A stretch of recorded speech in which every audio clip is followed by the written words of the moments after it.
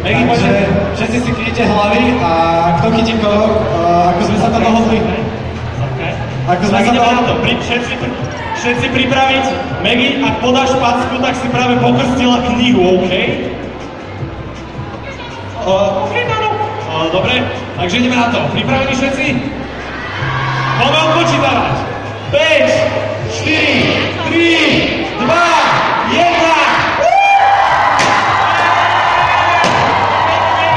Meginka sa zlako upete, poď sem.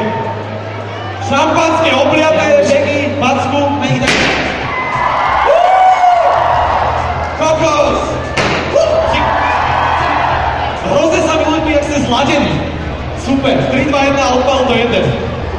Maggie, kde si? Chudinka. Dobre, potom už dáme dole, aby nebola v strese.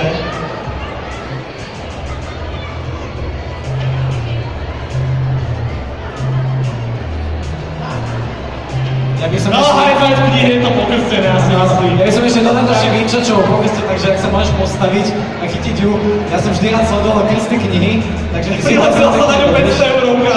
Áno, to je budúcnosť.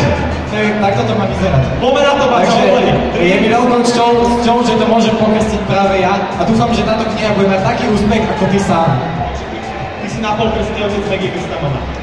Ja som trošku pokrok. Veľa šťastia pre túto knihu. Nech sa lepí v tých rukách. A všetci kričíme.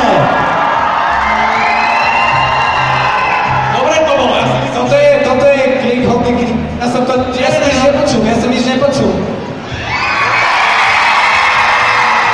Ja si myslím, že kniha je zahájená až, ale chudinke Maggie sa trasí za tá noha, to znamená, že má dosť. Takže poprosím potlesk.